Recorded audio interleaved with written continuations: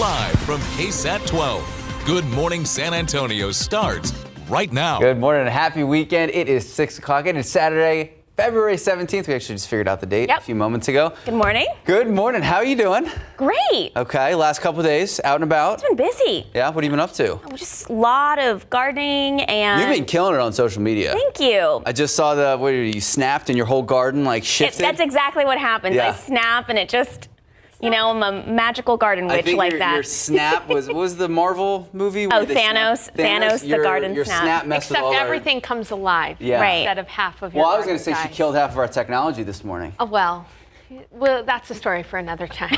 A cold front moved through, guys. Did you feel it out there? Yeah. It's really chilly outside. Take a look out there right now. It's 45 degrees, but it feels like it's in the upper 30s. That's because winds are from the north gusting up to 25 miles per hour. Take a look at temperatures around south central Texas, 37 in Rock Springs, 46 in New Braunfels, 48 in Gonzales, 50 in Pleasanton, 52 in Carrizo Springs, and 50 in Kennedy. Again, we've got those winds breezy from the north, gusting up to 25 to 35 miles per hour this morning. This is when winds are going to be the breeziest, but it's still going to be a windy day today regardless. So as we look at this weekend, 51 for the high today, but wind chills will be in the 30s and 40s all day long because of that stout wind. Take a look at tomorrow morning. 32 degrees. We are going to have a light freeze tomorrow morning. Most of San Antonio, all of the hill country. I'll show you a neighborhood view of those morning lows tomorrow, what you need to do in the wake of the light freeze tomorrow morning. But then a sunny and cool day tomorrow with a high near 58. Plus, some folks southeast of San Antonio experienced a pretty large earthquake. I'll have those details, and some in San Antonio even felt the earthquake coming up in just a bit. Thank you, Sarah. Now to the latest in the search for Lena Keel. San Antonio police continue to search for the young child, even searching a greenway near her home for 2 days. And they say their efforts to find Lena still coming up short. Her father says police aren't doing enough to bring his daughter home. Patty Santos spoke with him and tells us his message to San Antonio police and investigators this morning. Maybe I don't know. Speaking through a translator, Riaz Keel is calling on San Antonio police and FBI investigators to step up their search for his daughter, Lena. I demand for changing the case manager or the detective. The Keel family met with investigators Wednesday morning. Riaz says he pressed them to keep him in the loop on any developments. By 5 o'clock that day, police were following up on a tip. But Riaz is skeptical. SAPD and FBI, they're just covering their back. They're not working. They're just wasting their time, and they just, making like they're doing something, but actually they're not doing anything. Riaz says police told him that an inmate gave them the tip that led them to this greenway near Blue Mill and Gardendale roads. It's less than a mile from where Lena was last seen. Thursday, we spoke to neighbors who say they saw an inmate walk through the woods with officers. But now they're telling us that there is tips coming from the prison or from the prisoners that Lena is killed or Lena is with them or she's buried somewhere here. As for his request to change investigators, Riaz says he was told that's not an option. That was Patty Santos reporting. Now, KSAT asked SAPD about that. Their response to our email did not address the request for a new investigator. It did go on to say that the latest tip was not credible, but this is still an active missing persons case. We also reached out to the FBI through email about the Keel family's concerns. Remember, many people in the community have been following Lena Keel's disappearance closely for more than 2 years. She was 3 at the time when her family's apartment, when she was last seen at her family's playground at the apartment complex back in December 2021. That complex is about a mile from the area that they were searching yesterday. And the FBI told KSAT it could not discuss its efforts publicly, but its statement says in part, quote, the FBI remains committed to working with our partners and doing everything we can find Lena and bring justice to anyone who may have been involved in her disappearance. Of course, so if you know anything that can help out in these efforts, remember, not seen since 2021. The search for her not over. You can call SAPD's Special Victims Unit. That number on your screen right there at the bottom, 210-207-2313. Well, the Bexar County District Attorney Joe Gonzalez has attempted to block the release of records for communications between his office and a Washington, D.C. law firm. That firm had been recommended to Gonzalez by the founder of the Wren Collective, a criminal justice reform group.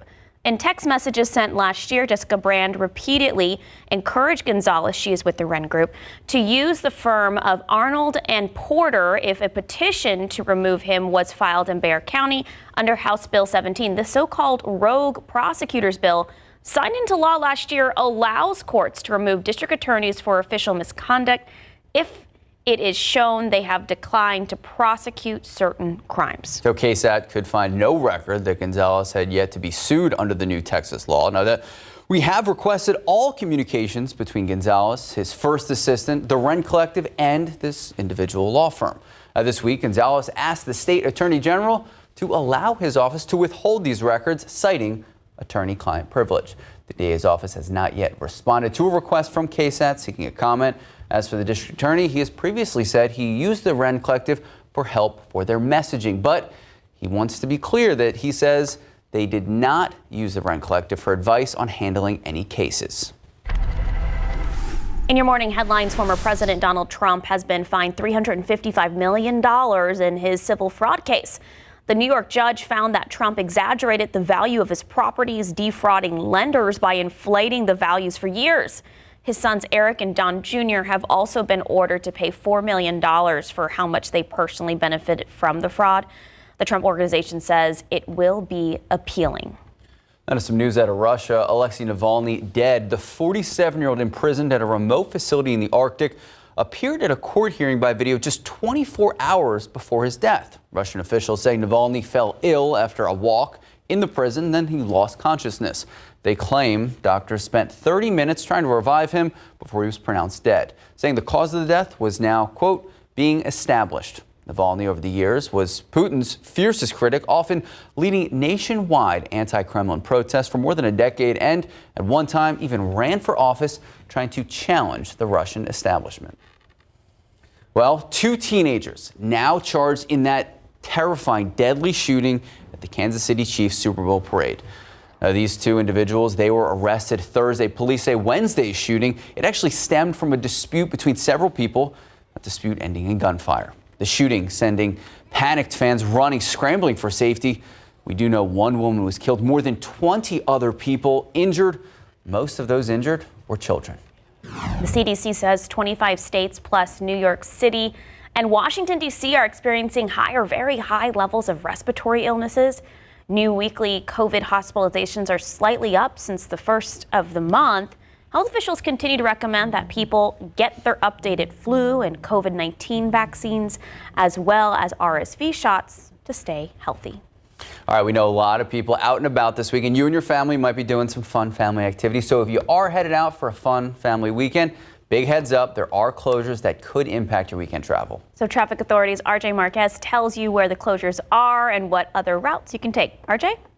That's right. We have another round of closures taking place on the far northwest side, but this is a little bit different than what we've seen over the past month or so when it comes to that full closure there taking place there at 1604 and I-10. This closure is going to be a little bit different. So let's check out our maps here. Basically, we're going to have 2 of 4 cloverleafs that are going to be completely shut down this weekend. They're going to be the cloverleafs that connect 1604, the westbound main lanes, to I-10 in both directions. So again, 1604 westbound, the connection to I-10 in both directions. Those 2 cloverleafs that I'm looking at right here will be shut down this weekend. So good news is that the eastbound lanes of 1604, that should remain open throughout the entire weekend. Again, these closures are going to run through Monday 5 a.m., but it is going to be a full weekend closure. So we have some drone video to show you real quick of some of this, these closures that we've taken over the past couple weeks or so. What you're looking at here are some of these beams that are put in for some of the flyover ramps, and you do see some of those cloverleafs right there in the middle of your screen. Again, this closure will be taking place starting late Friday night and running through Monday 5 a.m. If we could come back out here real quick with the maps, and we see some of our detours here. Again, Vance Jackson all the way up to the rim and then all the way to La Cantera Parkway. Same situation if you're on I-10, you're going to have to exit here, go all the way to La Cantera Parkway and come back closer to UTSA Boulevard. Stay safe out on the roads this weekend. Have a good one, everybody. Okay, do you remember this metal plate? Never forget it. We've told you about it on Tuesday. It's on I-10. It was causing headaches for drivers on I-10 west at Frio. Yesterday morning, TxDOT removed the metal plate. Fantastic. Now construction work in the area will continue while bridge joints are being replaced. The Calibra Road exit ramp on I-10 west is closed. TxDOT says the project will take some time before it is completed. Max, I know you drive on 10. I was driving over this one day and it was like, why is everyone slowing down? Yeah. Oh, this is the plate that everyone's been talking about. You can't really see it until you're there. Right, and it is important to slow down when you do approach it, because if not, you get a rude awakening. Yeah, your car lights start turning on when you hit the... Not great. Yeah, especially the little car. Yeah, I have a little car, yeah. Okay, that's fair. Yeah. All right, time now, just about 6:11, 45 degrees. 45 degrees, yeah, way colder this morning than it was yesterday. Sarah Spivey says a cold front came through. How long is it going to last for? And we might have experience a light freeze tomorrow morning. She's going to explain all that when we come back. Good morning and welcome back. So, something we were talking about through the morning, an earthquake? Yeah, another earthquake reported near Falls City. This one has been the strongest one of several earthquakes in just the last month, so since February started. And a lot of people could even feel it here in San Antonio. Is that common?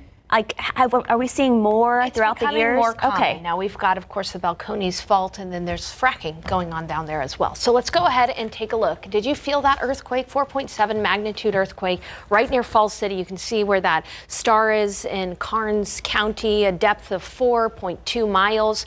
The shaking was moderate near Falls City, but stronger closer to Karnes City, south of the earthquake. As far as San Antonio, there have been reports around San Antonio that some folks did feel the earthquake shortly after midnight. That's when the earthquake happened. It would have been weak. You would have maybe felt a little bit of shaking in your home around San Antonio, but it was felt as far north as areas like Hollywood Park, Converse, Seguin, New Braunfels, some 40 to 60 miles away from the center of where that earthquake was. If you're curious about why we're even seeing earthquakes in the area, go ahead and scan that QR code.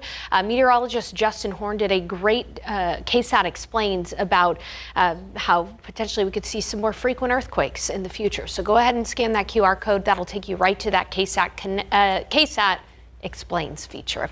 Outside right now, it is chilly this morning. It's 45 degrees in San Antonio, 46 in New Braunfels, 41 in Boerne, and 39 in Kerrville. We had that front move through, and so with the winds from the north pretty gusty, it feels like it's in the 30s in San Antonio. You're really going to want to bundle up today because winds will be breezy all day. It'll feel like it's in the 30s and 40s all day long. Here's a look at those winds. Winds are going to be strongest this morning, but by the afternoon, we'll see a few gusts still up to about 20 to 25 miles per hour. Later on tonight, though, winds will calm, and the calming winds and the clearer skies, that is a good recipe for a very cold night ahead for us. So taking a look at your KSAT 12-hour forecast, yes, it's cloudy out there right now, and it's in the 40s, but by about noon, we'll be looking at clearing skies. So we are going to see some sun today. Again, it's just going to stay pretty windy all day long. High temperature of only 51 degrees. That is well below the average this time of year.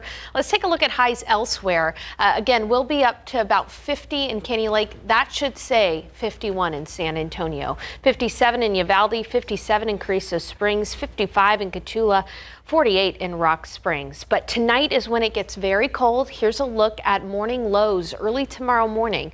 Light freeze is going to happen from about 4 a.m. to 7 a.m. So that's just 3 hours at or just below freezing. Not a long time and not very cold, but cold enough to get a freeze. It'll be 30 in Rock Springs, 30 in Kerrville, 32 in New Braunfels, Del Rio, Eagle Pass, Carrizo Springs, Laredo. I believe you'll stay above freezing overnight tonight, but even as far south as Pleasanton, we'll see some freezing temperatures. And so if you are in these cities in pink, it's important to remember to really cover or bring in sensitive vegetation. So I've got a few potted plants that I'll be bringing in tonight. If you have planted your veggies or anything like that, make sure to cover them just because, again, a light freeze is likely overnight tonight. It'll be 30 in Bernie, 30 in Comfort, 30 in Bulverde, 30 in Hondo, 31 in Utopia, 32 in Poteet, and 31 in Seguin. Again, this is a brief freeze. Then we're going to warm up pleasantly tomorrow. It'll be near 58 degrees in the afternoon, so still a cool weekend for us as we round out tomorrow, just warmer than today and with less wind. For President's Day, near 70, and then take a look at that. Temperatures rebound into the 80s. Wednesday and Thursday, we'll be looking at pretty nice weather all week long without any chance for significant rain. We'll be back with more news after the break. Good morning and welcome back. So having a credit card can make it easy to make a lot of purchases, make big purchases too. So what happens when one of those are made? Well, it is so important that you pay it off quickly. So important. So digital journalist Ivan Herrera explains what you can do to pay off your debt and do it quickly. Credit cards can charge you a lot of interest, with some as high as 30%. And virtually no investment will give you the returns to match these types of interest rates. So paying them off quickly can help you avoid debt. Here's some tips to help you pay it off. First, stash the plastic. Don't use a credit card with a high annual percentage rate unless you know you'll have the money to pay the bill when it's due. Make sure you know what you owe. Track your credit card purchases and determine how much you'll pay each month. If you can't pay the balance in full, make a plan for how much you can pay per month and how long it'll take to pay off the debt. And you want to look at the credit card with the highest interest rate first. Pay down as much as you can toward that debt each month while making payments on your other debts. For these tips and more, visit ksat.com/money. Ivan Herrera, KSAT 12 News. And speaking of spending money, if you filled up the gas tank this week, you probably noticed it cost a little bit more. The price of a gallon of gas went up 13 cents over the past week to reach national average $3.28. That may have come as a bit of a shock since prices haven't moved more than a few cents over the past few months. Don't worry, high prices, they're not expected to last for very long. I filled up my SUV, so I have a Prius. Right. And I have the big SUV. Of course. I usually never fill it up fully because I don't drive it that much. Whew. Yeah. Hadn't done that in a while. It hurt a little bit. Yeah, the Jeep Grand Cherokee, it always hurts. Yeah. It's okay. America. 623, 45 degrees. After the break, 3 local students have been selected for a prestigious leadership program. We'll tell you all about that next. All right, we want to wish a congratulations to 3 area high school students. They were selected for an amazing, prestigious leadership program. It's taking place next week at the United States Air Force Academy in Colorado. That's right. We have Mia Galvan from Piper High School, Storm Pena from Davenport High School, and Sophia Krumholtz from Johnson High School. So they were selected among 10 students from across the country to participate in this 5-day intensive experience. You can read more about the huge achievement right now, ksat.com. But again, congratulations to Maya, Storm, and Sophia. We'll be right back. Good morning, welcome back, and happy weekend. 6:30 this morning. It is Saturday, February 17th. Thank you so much for starting your morning with us. It has been a whirlwind of weather this February. And last night really just added to it. So like we had rain yesterday morning or overnight yesterday, and then it was humid. Right. And I was outside doing some live hits and stuff, and then all of a sudden I was like, oh, I need my jacket. It's cold. And Sarah, even more so this morning, it's really cold. Yeah, absolutely. Some areas are dipping down into the 30s this morning because of the front that moved through. Here's a look at current temperatures. Much colder this morning.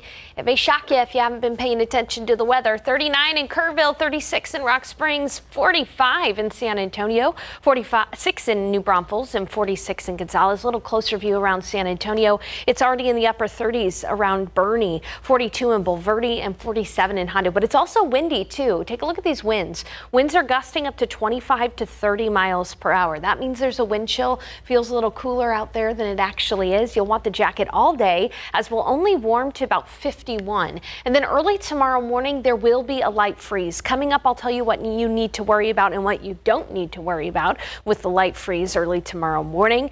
You don't need to worry about pipes. That's all I'll say. It will be up to about 58 degrees today for the high. And in Falls City, southeast of San Antonio, there was an earthquake shortly after midnight. In fact, we had calls into the station that even some folks around San Antonio could feel the earthquake. Coming up, I'm going to show you where that earthquake happened and how far outside of its epicenter folks could feel some of the shaking. Those details coming up in just a bit. Sarah, thank you. 2 people have been arrested for their part in a deadly shooting that happened in southeast Bexar County. According to Bexar County Sheriff's Office, 39-year-old James Guetta and 18-year-old Matthew Fitzgerald William are accused of killing Albert Anthony Solis. Sheriff Javier Salazar says Solis was killed during a robbery. He says the crime happened last month in the 9500 block of South WW White Road. That's just outside of Loop 410 and I-37 interchange. So both Guetta and William are now being charged with murder. And this morning we're hearing from the ex-wife of a man now facing the death penalty for attacking her and attacking her 2 daughters. Stephen Clare, the man on your screen, he's accused of shooting Mariah Gardner and stabbing their daughters. Their 11-month-old child died. On Thursday, the district attorney's office announced they would be pursuing the death penalty against Clare. Gardner said she's glad the death penalty against her ex is now on the table. This is something that my children and I have been forced to live with every single day. I will live with this trauma every single day for the rest of my life. And I will do whatever it takes to make sure that he is held accountable. Speaking of accountability, Claire's next court hearing scheduled for March 4th. A scheduling order is expected to be decided on, which would lay out the timeline of what exactly is ahead for the case and when a possible trial date would be set. We want to take this chance to remind you, if you or someone you know is in a dangerous relationship, KSAT 12 has a list of helpful resources right now on our website.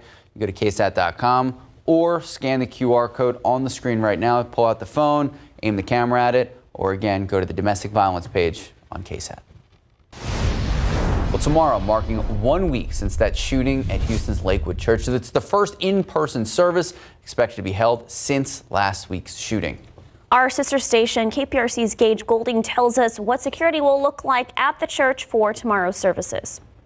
Lakewood Church always has security here, but this weekend they'll have even more. Their goal, I'm told, is to make sure that everybody that comes here to bow their head and pray does so feeling safe. Yeah. Are you scared to go back? No. I mean, there's concerns, but can't be scared, Sunday will mark 1 week since Genesee Moreno opened fire in the lobby of Lakewood Church. Fast forward 7 days, worshipers will walk through that same lobby to pray. This Sunday, we're going to have special services. Among those here last Sunday is Jose Elvir.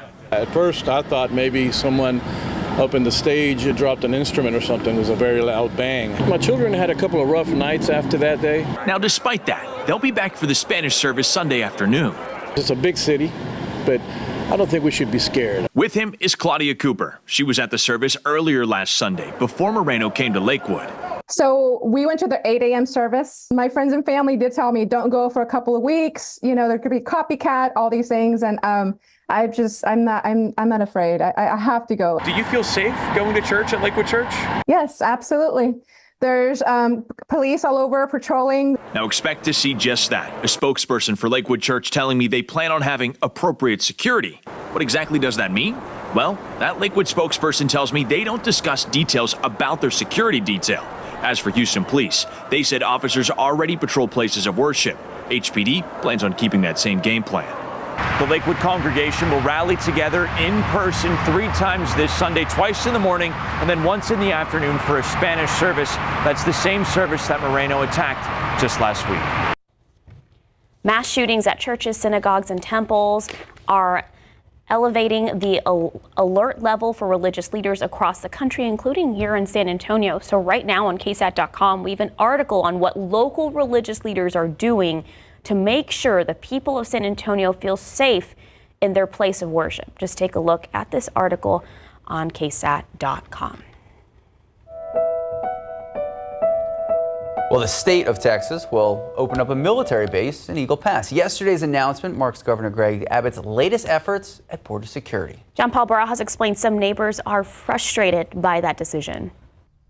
Razor wire Humvees and Texas National Guard soldiers all are now part of daily life in Eagle Pass. It's really bad that it looks as if it was a war zone, said Sergio Ortiz. It was among several Eagle Pass residents we spoke to after plans for a new military base were announced. Governor Greg Abbott says it'll sit about 6 miles from city-owned Shelby Park. The state took over that park earlier this year and continues to deny Border Patrol agents access. He's doing it because he's running again. This is what I did. This is what I tried to do.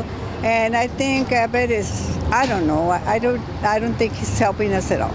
This is an empty field right now, but the governor says come mid-April, they'll house 300 Texas National Guard members here. When it's all said and done, they'll have up to 1,800 with the capabilities of bumping that number up to 2,300 during migrant surges. What this is going to do is to dramatically improve the conditions for our soldiers. It will increase the speed and flexibility of the Texas National Guard to be able to respond to crossings. Border crossings hit a new high in December with nearly 300,000 reported. But U.S. Customs and Border Patrol says those numbers dropped by 50% in January. You credit the razor wire for the decline. You don't think Secretary of State Anthony Blinken's meeting with Mexico had anything to do with that? Of course not, because as everyone knows, it's not Mexico who controls the border. It's the cartels who control the border. Secretary Blinken met with Mexican officials in December. Since then, Mexico has deported migrants found riding trains headed to the U.S. John Paul Barajas, KSAT 12 News. There is 1 week left before the city council could revoke the recycling license from a major scrapyard on the city's southwest side as the days dwindle for Monterey iron and metal to appeal. Neighbors met last night with the owners and state leaders to discuss ongoing concerns. So Monterey's team says they've made changes and then are now compliant. Some neighbors say they see the progress that Monterey's made. Others say they feel wary. They're proactive and they are willing to work with the people. They're fixing things, but that should have been done a long time ago. I'm really proud of what we've done to meet these standards. At the meeting, Monterey said the city has committed to coming out to visit the facility and check for code compliance on Monday. And we know that this is an issue very close for so many of our viewers, so we have a full in-depth article right now. Just head to KSAT.com. Time is just about 6:39, 44 degrees. After the break, we're taking a look at the history behind the Alamo City's first integrated nightclub, how the club got started, and what the building is being used for today. And before we head to break, a quick live look out at the Alamo City. Chilly start for mid-February morning. Plus, some people might have felt a little shaken overnight. We're going to explain what it was, what comes next.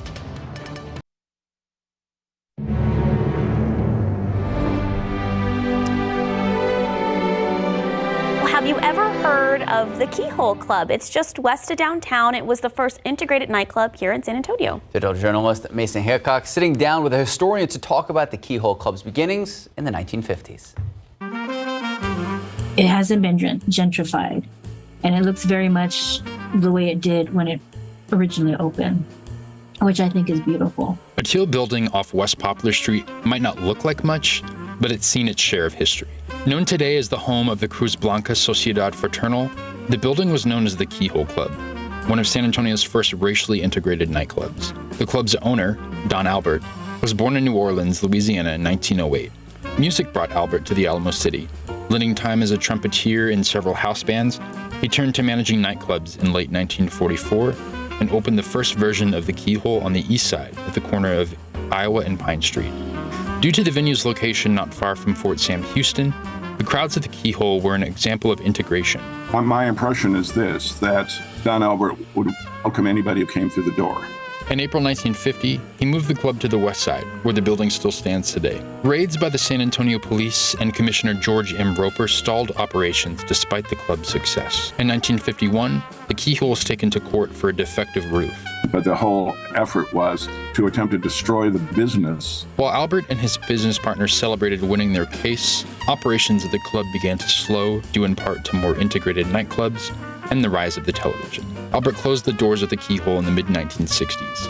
Today, the building still exists as a gathering space for the local community. Soon, the building will bear a historical marker, signifying a history integral to the community even after the music has stopped. Mason Hickok, KSAT 12 News. That is an awesome story, and of course, if you want to learn more about it, KSAT.com. And speaking of KSAT.com, you just pushed out a great article. Yeah, about the earthquake. There was a 4.7 magnitude earthquake that happened about 40 miles southeast of San Antonio in Falls City in Karnes County. This happened shortly after midnight, 12:32 a.m., at a depth of 4.2 miles. Now, this is actually the strongest of several earthquakes that have been reported this month. And of course, it was felt the strongest and the most noticeably between Falls City and Karnes City, where the earthquake happened. Moderate to strong shaking reported out there. But this earthquake was strong enough to be felt around San Antonio. In fact, weak shaking was reported by one KSAT viewer out near Converse. Weak shaking potentially felt up near New Braunfels, Seguin, with light shaking from Floresville out to Poteet. If you are curious as to why we have been seeing a little bit more earthquakes out there, meteorologist Justin Horn did an awesome KSAT explaining all about the earthquakes that we see here in Texas. We're on the Balcones fault line, and then also there is some fracking going on too, and that causes earthquakes here and there. Weather set up some very light rain from Cotulla down to Laredo. This is all right behind the front, which has just moved through Corpus Christi. Even some snow for parts of the Panhandle. This front moved through last night, and you can feel how cold it is out there. It's 45 in San Antonio, but 21 in Amarillo. We're not going to get that cold or even in the single digits like they are in Casper, Wyoming and Denver, Colorado. But this is a cold air mass, and it's one that's going to lead to a light freeze early tomorrow morning. Outside right now, 45 in San Antonio, but 37 in Boerne, 38 in Kerrville. As we take a look at the wind chill, it feels colder than it is outside because we are dealing with those winds. Winds are gusting up to about 30, 35 miles per hour. Feels like it's 39 in San Antonio. It even feels like it's in the upper 20s this morning in Boerne. So bundle up. You're going to want the jacket all day because we are going to have a bit of a wind chill all day. Will be cloudy this morning, but skies are going to clear. Winds will be sustained from the northeast at 15 to 20 miles per hour. At noon, it'll be 47, but it'll feel like it's near 40 degrees. And in the afternoon, we'll be climbing to 51 for the high. We'll be looking at temperatures up to about 59 in Del Rio, 48 in Rock Springs, 48 in Kerrville. But tonight is when it's really going to get cold. We'll have clear skies and calming winds. That is a recipe for a light freeze, and we're going to have a light freeze early tomorrow morning. If you're in Del Rio, Eagle Pass, Carissa Springs, you don't have to worry about the light freeze, but everywhere else we do need to worry about temperatures at or just below freezing from 4 a.m. to 7 a.m. early Sunday morning. That includes areas like Bandera, Kerrville, Canyon Lake, Bulverde, the airport area, Seguin, Converse, Devine, all of the San Antonio metro area expected to see that light freeze. It's important to note you do not need to worry about your pipes with this kind of cold. It is not going to be that cold Arctic air that could potentially cause an issue to your plumbing. Don't worry about your pipes. Don't worry about your outdoor spigots. The things you should remember your pets, of course. They need a warm place to stay. And then also cover or bring in any sensitive vegetation. Now, hardy vegetation will be just fine, but I've got a smaller potted bougainvillea that I'm going to bring in, and some of my mint plant I'm going to bring in as well. Cover any freshly planted vegetation too. Give it a good watering so that way it could stay warm overnight if you need to. 51 for the high today and windy or light freeze tomorrow morning. And then Sunday, 58 degrees for the high tomorrow. So it is going to be slightly warmer, but still cool tomorrow.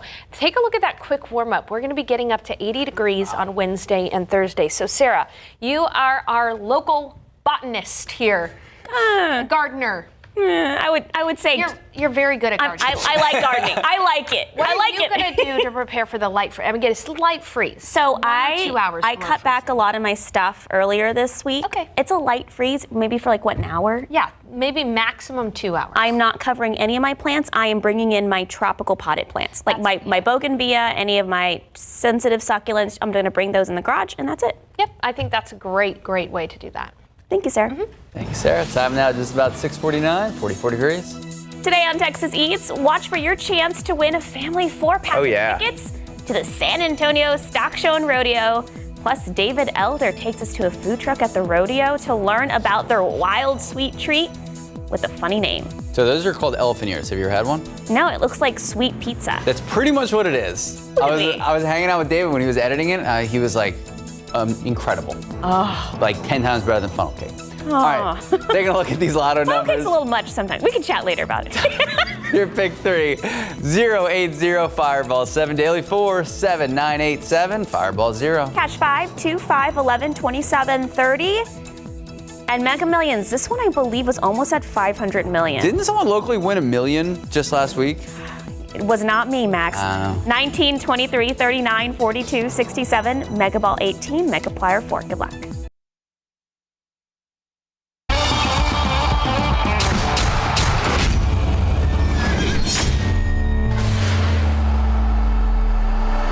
This looks insane. So talk to me about the idea of elephant ears and how this got started. So elephant ears, if you're anywhere else in the country, basically, these are everywhere. They are massive pizza-sized fried dough that we load with maple bacon. We have cinnamon, sugar, honey, cream cheese, all the goods that you need for your, everyday life, right? To keep you rolling. Now, I'll tell you what, I've never heard of one of these. I'm from San Antonio, So where are you from? So we're from Oregon originally. So we moved here about 3 years ago.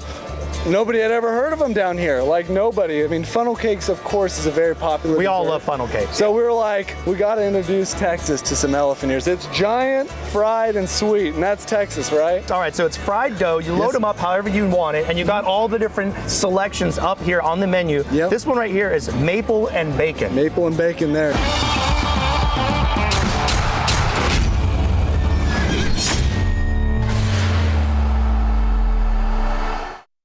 So yes, delicious, but there's also these things, Korean corn dogs. Oh my goodness, I'm so excited to watch Texas Eats today. I'm excited too. My mouth is watering thinking about it. All right, time now, just about 6:55, 44 degrees. Here's a look at what's coming up on Good Morning America. Hey there, good Saturday morning to you. Coming up here on GMA, millions of Americans under winter weather alerts this morning. Snowfall stretching several states heading east. The wind chills close behind, and who can expect storms into next week? Overnight, we're following a devastating scene in Virginia. A home exploding Friday evening, leaving all that debris scattered through a neighborhood. One firefighter dead, at least 12 others injured. What we're learning this morning. And finally, a new advancement for AI. Some calling it a turning point in the new technology, how it's allowing users to create, and why others say they're concerned. It is incredible what they're doing. That's all coming up right here on GMA. Alrighty, we are going to have a chilly day today with temperatures only in the 40s and 50s, but wind chills will be in the 30s this morning. It's going to be 47 at noon and partly cloudy with an afternoon high of 51 degrees this afternoon. Tonight, temperatures will get cold. We'll get down to about 32 degrees at the airport, 28 in Rio Medina, 31 in Bandera, 30 in Kerrville. So with the light freeze, remember to cover or bring in sensitive vegetation. You won't need to cover too much, but just bring in those potted plants. Remember your pets, of course. We're going to be warmer tomorrow with 58 for the high. Taking a look at the week ahead, a quick warm up. We're going to be back into the 80s by Wednesday and Thursday. No major chance for rain. If you felt the earthquake shortly after midnight in San Antonio, let us know. Email us. You can email me at spivey@ksat.com. Where else can they email? Newsroom? News. Esacosta@ksat.com. It's great. All right, before we leave you this morning, we wanted to share some of the sights and sounds of the rodeo pig races. Check it out. All right, there we go. They're lined up and they're ready to go. Here comes race number 2, y'all. Buckle up. Here we go.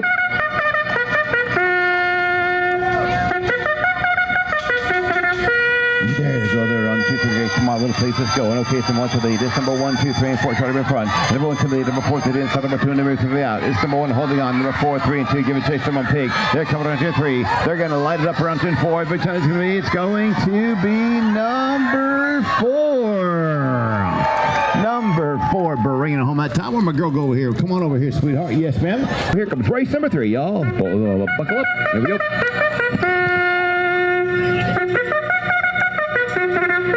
There they go. They're off and flying. 1 to the number number 4. Come on, little pace. Let's get moving. Here we go now. It's number 2 to lead. It's number 3 on the outside. Number 4 the end. Number 1 taking the lead up the front. Number 3 with the back. Number 3, 1, 2, and 4. They're charging. Number 1 trying to catch up. Number 3 Pig. Coming around to 3. Coming around to 4. Who's going to be? Will be number 3. All right. Number 3 bringing home that time. Well, come on up here, buddy. Yes, sir. Come out of those bleachers and come out of this way.